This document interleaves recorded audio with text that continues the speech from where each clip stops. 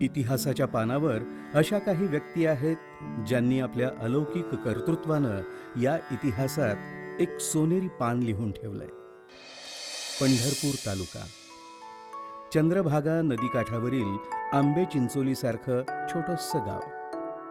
या गावात वारकरी संप्रदायातील आणि जमीन जुमला असलेले प्रतिष्ठित कदम घराण्यात 7 एप्रिल 1920 रोजी एका महान व्यक्तीचा जन्म झाला. या वारकरी घराण्यात संभाजी आणि इंद्रायणी यांनी आपल्या मुलाचं नाव ठेवलं ज्ञानेश्वर.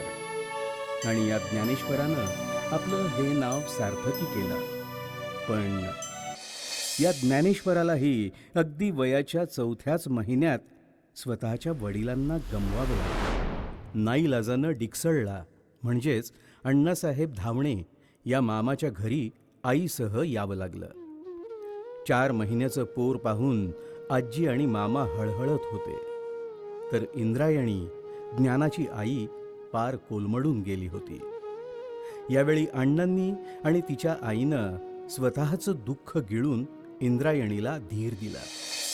हळूहळू इंद्रायणीच्या मनाचं रोपटं माहेरच्या भूमीत रुजू लागलं आणि इंद्रायणी ज्ञानोबाला खेळवण्यात रमू लागली.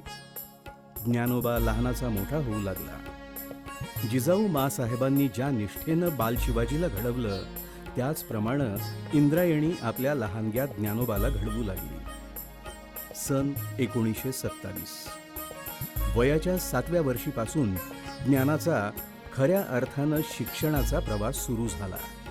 मग 1ली, 2री, 3री या इयत्तांच्या पायऱ्या चढतानाच गुणांच्याही पायऱ्या तो चढू लागला.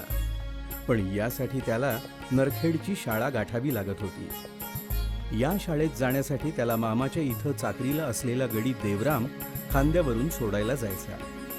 पण कधी कधी ज्ञानाला चालतही जावं लागायचं. ऊन, वारा, थंडी, पाऊस याची तमा न करता आजूबाजूच्या दाट झाडीतून शाळेचा हा प्रवास करत असताना ज्ञानानं शाळेला कधीच खंड पडू दिला नाही. त्यांच्यासोबत बाळू वाघमारे हा सवंगडी पण असायचा. पण एक दिवस एक वेगळाच प्रसंग घडला. काय झालं भाऊ? नको नको म्हटलं नको का? लोक काय म्हणतील तो मोठ्या जातीचा. अरे लोक काय पण म्हणत.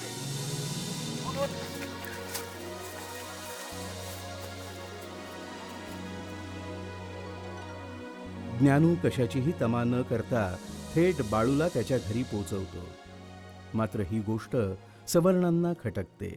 म्हणून ते सरळ त्याचा जाब विचारायला ज्ञानूच्या मामाच्या घरी पोहोचतात. पण ज्ञानूच्या मामानं त्या धर्मांध सवर्णांच्या या आग पाखडीला फारशी भीक घातली नाही. ते आल्या पावली परत गेले. आता येऊ दे त्याला, बघतेस त्याला. तू काय त्याला बोलू नकोस. ज्ञान्या करतोय तो अगदी बरोबर करतोय. आज ही लोक त्याला नाव ठेवतात, पण उद्या हेच लोक त्याला डोक्यावर घेऊन नाचतील.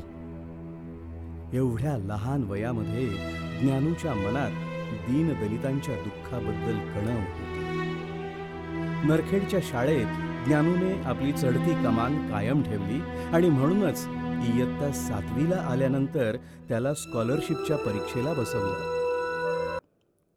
पछाडल्यागत त्यानं स्कॉलरशिपच्या परीक्षेचा अभ्यास करून ज्ञानू स्कॉलरशिपला चक्क सोलापूर जिल्ह्यामध्ये पहिला आला होता. आता ज्ञानाच्या मनात नवा उत्साह संचारला होता आणि ज्ञानानं ठरवलं आता खूप शाळा शिकायची. सोलापूरमधील हरिबाई देवकरणच्या चंडक प्रशालेत त्यांनी प्रवेश घेतला. शाळा सुरू झालेलीच होती. मराठा मंदिर या संस्थेच्या वसतिगृहात राहण्याची सोय केली आणि बघता बघता ज्ञानू 10वी सुद्धा चांगल्या मार्काने उत्तीर्ण झाला. हे वर्ष होतं 1940. ज्ञानू शिक्षणानं आता चांगलाच प्रगल्भ झाला होता. पण त्याला आता इथंच थांबायचं नव्हतं आणि म्हणूनच मॅट्रिकला प्रवेश घेतला. पण आता ज्ञानूनं ठरवलं आपलं शिक्षण आपल्या स्वतःच्या कष्टांवर पूर्ण करायचं. यासाठी त्यांनी सौ निर्मलाताई ठोकळ यांच्या भगिनी कलावती, ज्या नंतरच्या काळात महाराष्ट्राचे मुख्यमंत्री माननीय बाबासाहेब भोसलेंच्या पत्नी झाल्या, त्या कलावतीला शिकवण्यासाठी ठोकळांच्या घरी ते जाऊ लागले. शिक्षण घेता घेता ते कापड गिरणीतही काम करू लागले. याचा परिणाम शेवटी ज्ञानूच्या शिक्षणावर झालाच आणि ज्ञानू मॅट्रिकची परीक्षा चक्क नापास झाला. बरं झालंस आलास बाबा. माझ्या जीवात जीव आला. आता तू कुठं बी जायचं नाही हा. नापास झालास म्हणून तुला यायला जमलं. आम्ही बोलवलं असतं आला असतास का? नसतास आला. बरं झालं नापास झालास ते. आई आहेस काय वैरी नाहीस? मी नापास झालो म्हणून तुला आनंद झाला. तसं नाही बाळा, तू माझा एकुलता एक लेक. तुला डोळे भरून बघावंसं वाटतं रे. तुझ्याशिवाय जगायचं म्हणजे काळीच धडाबाहेर काढून ठेवल्यासारखं वाटतं. तू मन भरून शिक, माझी ना नाही. आई आई झाल्या प्रसंगानं मात्र ज्ञानूनं निर्धार केला की आता काही झालं तरी आपण मागं सरायचं नाही आणि त्याप्रमाणे पुन्हा जोमाने अभ्यास करून चांगल्या गुणांनी ज्ञाना मॅट्रिक पास झाला. आणि एवढ्यावरच ज्ञाना थांबला नाही, तर पुढील पदवीपर्यंतचं शिक्षण घेण्यासाठी सोलापुरातील दयानंद महाविद्यालयात त्यानं प्रवेश घेतला. या ठिकाणीही आपल्या उदार, उमद्या आणि उत्साही स्वभावामुळे ज्ञानूचे अल्पावधीतच अनेक मित्र झाले. याचंच उदाहरण म्हणजे त्यांनी आपल्या गुंड नावाच्या मित्रासोबत त्याच्या शैक्षणिक खर्चाला आर्थिक हातभार लागावा म्हणून वसतिगृहात बिस्किटं विकली आणि त्याचा मिळालेला सर्व फायदा त्यांनी आपल्या मित्राला दिला.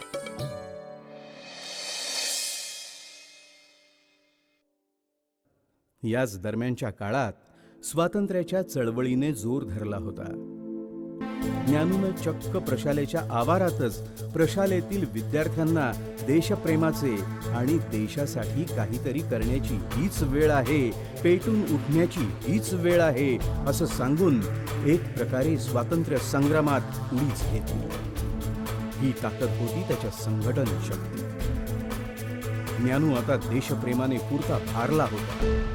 म्हणून त्यावेळचे धडाडीचे ज्येष्ठ स्वातंत्र्य सेनानी तुळशीराम दादा जाधव, जे ग्रामीण जनतेचं नेतृत्व करत होते, त्यांना भेटून स्वातंत्र्य लढ्यातील पुढील दिशा ठरवायची या हेतूने ज्ञानू आणि त्यांचा गुंड नावाचा मित्र त्यांच्याकडे आले. अरे बरीच चर्चा सुरू आहे तुझी. कॉलेजच्या आवारात क्रांतिकारक भाषण केलंस असं ऐकलं मी. तुझ्यासारख्या तरुणांनी असं स्वातंत्र्य संग्रामात झोकून दिल्यावर देश स्वतंत्र व्हायला वेळ लागणार नाही.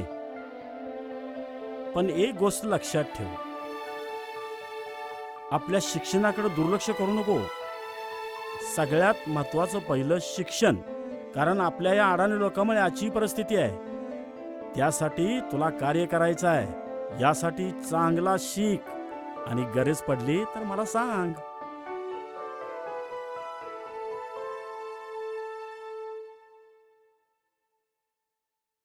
काय झालं ज्ञानेश्वरा?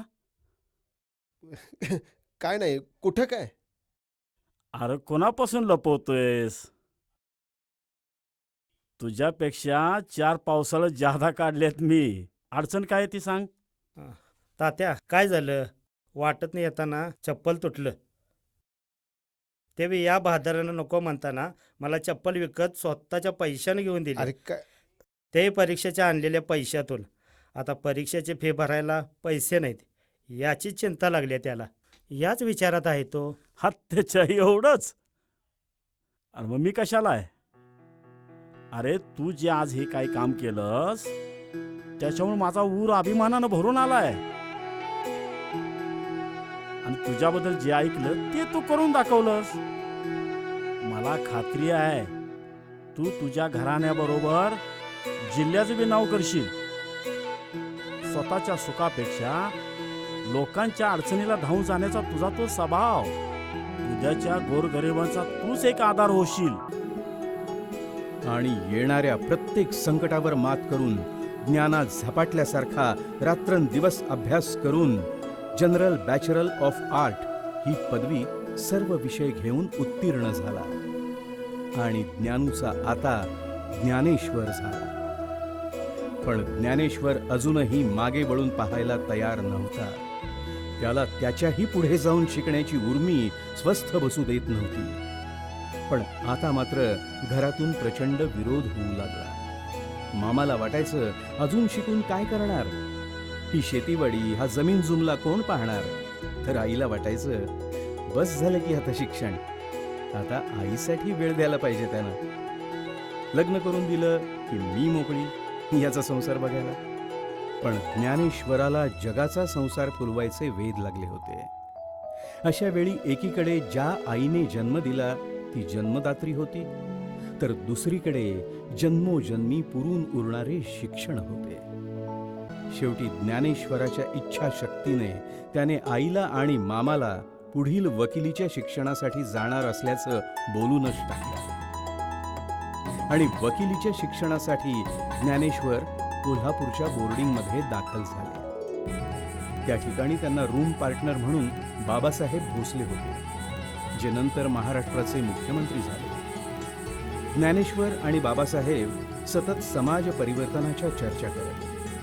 दोघेही समविचारी असल्यामुळे दोघांची मैत्री घट्ट झाली. याच दरम्यान अनेक समाज सुधारकांचा अभ्यास करता करता त्यांच्याही मनामध्ये महात्मा फुले, राजर्षी छत्रपती शाहू महाराज, कर्मवीर भाऊराव पाटील यांच्यासारखे शिक्षण क्षेत्रातच कार्य करावे असे विचार त्यांच्या मनात येऊ लागले. पण अजूनही शिक्षणाचा खर्च भागवण्यासाठी पैशांची उणीवही भासत होतीच. त्यावेळी मामाच्या शेतातला कडबा विकून कोल्हापूरला गेले खरे, पण तेवढ्या पैशातही पूर्ण खर्च काही भागला नाही. आता शिक्षण अर्ध्यातच सोडावे लागते की काय, याच विचारात एके ठिकाणी ते बसले होते. याच वेळी जक्कलांना ज्ञानेश्वराजवळ गेले. ज्ञाना, काय झालं काय रे? अण्णा, मला शिकायचं आहे, पण पुढं वकिली बी करायची आहे. पण पैशाची अडचण आहे अण्णा. काय करावं काय कळलं झालं. काहीतरी होईल तजवीज. तू ये घराकडे ये, बघू आपण. अण्णा, अण्णा, फार उपकार झाले तुमचे. उपकाराची भाषा केलीस तर बघ. अरे अरे तू वकील होणार, त्यातच आमचं समज आलं. आणि तू वकील होणार हे ठाव आहे आम्हाला. काळजी करू नकोस. पैसे घ्यायला घराकडे ये. हा,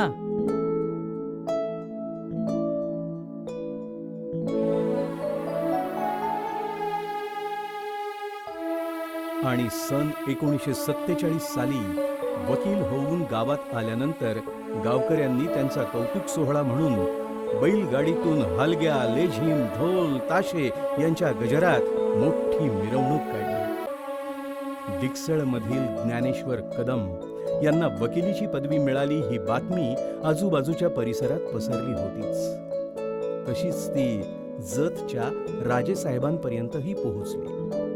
राजेसाहेबांनी गावडे साहेबांच्या मार्फत लगेचच ज्ञानेश्वरांना बोलावून घेतलं आणि सुप्रिंटेंडंट म्हणून त्यांना जतच्या शाळेची जबाबदारी दिली. आणि ज्ञानेश्वराचे आता ते कदम सर म्हणून ओळखू लागले.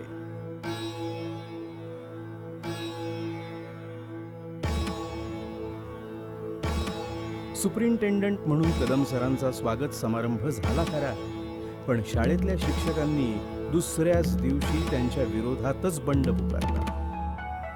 वातावरण चांगलंच तापलं होतं. शिक्षक माघार घ्यायला तयारच नव्हते. कदम सरांना तर धमक्यावर धमक्या मिळत होत्या. या दरम्यान राज्य सरकारांनी त्यांना दिलासा दिला. नमस्कार गावडे साहेब. नमस्कार. सारा प्रकार राजेसाहेबांच्या कानावर गेलाय. हे घडणारं हे घरीतच होतं. सगळ्या शिक्षकांनी संपाचं हत्यार उचललंय.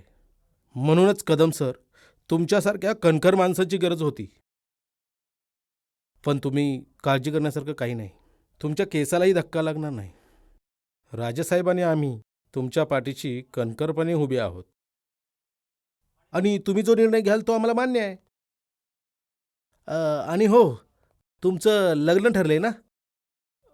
कधी आहे लग्न? आणि 1 जून 1948 रोजी मोठ्या थाटामध्ये त्यांचं लग्न पार पडलं. बैस.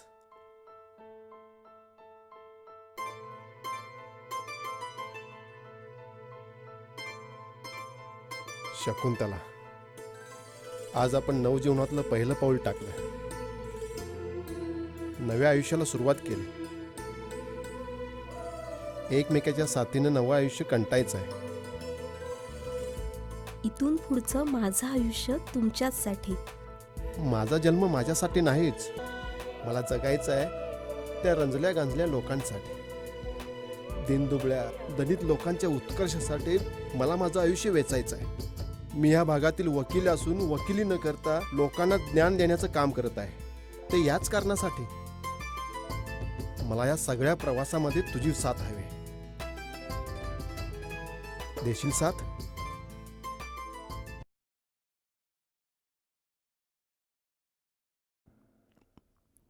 कदम सर लग्नानंतर काही दिवसातच पुन्हा जतला आले आणि राजेसाहेब, गावडेसाहेबच्या सहकार्यानं रामराव विद्यामंदिर हायस्कूलची नव्यानं घडी त्यांनी बसवली.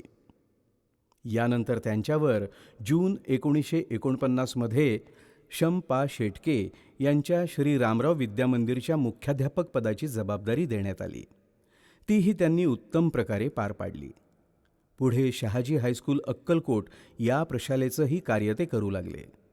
याच दरम्यान अक्कलकोट येथीलच मराठा मंदिरच्या टीचर ट्रेनिंग कॉलेजवर प्रिन्सिपॉल म्हणून त्यांनी काम केलं. दरम्यानच्या काळात कदम सरांचे आपल्या सासरी म्हणजेच मंगळवेढ्याला जाणे येणे असायचे. त्यावेळी तिथल्या जुन्या जाणत्या मंडळींना भेटून मंगळवेढ्यातही त्यांनी शैक्षणिक संस्था सुरू करायला मदत केली होती. असेच एकदा मंगळवेढ्यातील म्हणजेच त्यांच्या सासरकडची मंडळी भुजंगराव चेळेकर आणि विठ्ठलराव सुरवसे त्यांना भेटायला अक्कलकोटला आले होते. यावेळी भुजंगराव कदम सरांना विनंती करताना म्हणाले, कदम सर, आम्ही मोठ्या अपेक्षेनं आलोय आपल्याकडं. आता विषयालाच हात घालतो. मंगळवेढ्याचं आपलं इंग्लिश स्कूल,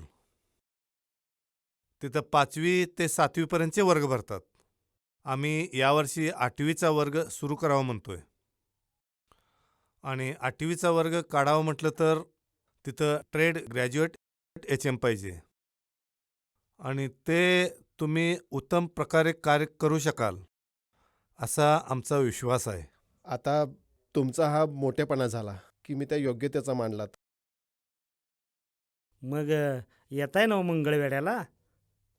आता तुम्ही एवढं म्हणताय तर मी त्यावर विचार करीन. आणि 1952मध्ये मंगळवेढ्यात त्यांनी मुख्याध्यापक म्हणून शाळेचं काम पाहायला सुरुवात केली. पण मंगळवेढ्यातील लोकपरिस्थिती बिकट होती. कदम सरांनी ही परिस्थिती आपल्या डोळ्यांनी पाहिली आणि त्यांना अतीव दुःख झालं. याकरिता ते झपाटून त्या दिशेनं प्रयत्न करू लागले. या समाजातील घराघरात जाऊन त्यांनी त्यांच्या पालकांना समजावलं. त्यांच्या डोक्यात शिक्षणाचा प्रकाश पाडला. त्यांची मुलं बाळं शाळेत आणण्यासाठी त्यांना प्रवृत्त केलं. आणि मंगळवेढ्यातील गावकऱ्यांचा कदम सरांबद्दलचा विश्वास आणि दबदबा दिवसेंदिवस वाढतच गेला. मंगळवेढा न्यायालयातील कानडी भाषेतील न्यायाधीशांनी देखील मराठी भाषा कदम सरांकडून शिकून घेतली. त्यामुळं कोर्टाला शिकवणारा माणूस कोर्टापेक्षा हुशार असला पाहिजे असा समज त्यावेळच्या लोकांमध्ये पसरला होता. याचाही फायदा कदम सरांना आपले सामाजिक संबंध आणि संघटन वाढवण्यामध्ये झाला. आणि तशातच एक दिवस त्यांच्या कानी बातमी आली की गावात रामा गुंड नावाचा तरुण हातात तलवार घेऊन थैमान घालू लागलाय. तो खून करण्यासाठी पिसाळलाय. हे कळताच कदम सर शाळेतून लगबगीने बाहेर पडले आणि रामाकडे आले. रामा थांब, रामा! नाही सोडणार त्या मला मारणारस तू? त्या फौजदाराला मारणारस? मार मार, कुशाल मार. अरे तुला मारून काय मिळणार आहे? तुरुंगात असेल तर तुरुंगात, कोर्ट, तुरुंग यामध्ये तुझं आयुष्य संपून जाईल. हे बघ, जीवाची राख रांगोळी का करून घेतोस तू? हे बघ, मला सांग, तुझ्या माघारी तुझी मुलं कशी जगतील? त्यांचा विचार केलास कधी? काय खातील? अरे जरा शहाणा असशील तर विचार कर. रामा काही क्षण विचार करून अचानक घळाघळा रडू लागला. रामाच्या हातातली तलवारही गळून पडली. गावकरी कदम सरांच्या धाडसाचं कौतुक करताना म्हणाले, कदम मास्तरांनी रामागुंडाला वटणीवर आणलं. खरंच कदम मास्तर म्हणजे देव माणूस. आणि अशा रीतीनं सर्व मंगळवेढा परिसरामध्ये कदम सरांचा लौकिक आणि दबदबा वाढतच गेला. कदम सरांना आता संस्थेतून घालवून द्यावे असे मत पदाधिकाऱ्यांच्या मध्ये ठरले. आणि मग त्यांनी काहीतरी कारण पुढं करून कदम सरांच्याकडून राजीनामाच लिहून घेतला. कदम सरांनी जरी राजीनामा लिहून दिला असला तरी मनातून त्यांना अपार दुःख झालं. ही वार्ता दामू अण्णा, ताडाप्पा, नरसू यांच्या कानावर गेली आणि ती ऐकताच रागानं याचा जाब विचारण्यासाठी संस्थेच्या पदाधिकारी करंदीकर वकिलांकडे ते तडक गेले. काय वकील साहेब, शाळा चांगली चाललेली बघवत ना तुम्हाला? काय झालं? अहो ती कुणामुळे चालली? कदम साहेबांच्यामुळेच ना. होय की, आम्हाला काय ठाऊक नाही काय? करंदीकर, कदम कुरेचा राजीनामा घ्यायला तुम्हाला कायच कसं का वाटलं नाही? आत्ताच्या आता राजीनामा मागं घ्यायचा, नाहीतर लय वंगळ होईल. सारा गाव पेटलेला आहे. अहो आम्हाला काय ठाऊक नाही काय? कदम सरांना आत्ताच बोलवून घ्या. आणि आम्हाला बी कळून चुकले, कदम मास्तरांशिवाय ही शाळा चालायची नाही. कदम मास्तरांचा राजीनामा आत्ताच मागे घेतला म्हणून समजा. बरं झालं गबुमान ऐकलंसा म्हणून, नाहीतर तुमचं काय खरं नव्हतं. चला रे.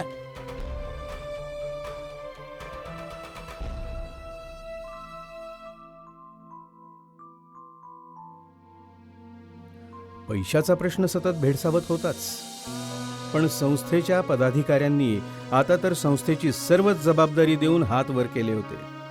शाळेत मुलांची संख्या वाढत गेल्यामुळं त्यांना बसण्यासाठी ही जागा अपुरी पडू लागली. विद्यार्थ्यांचे तर फारच हाल होऊ लागले.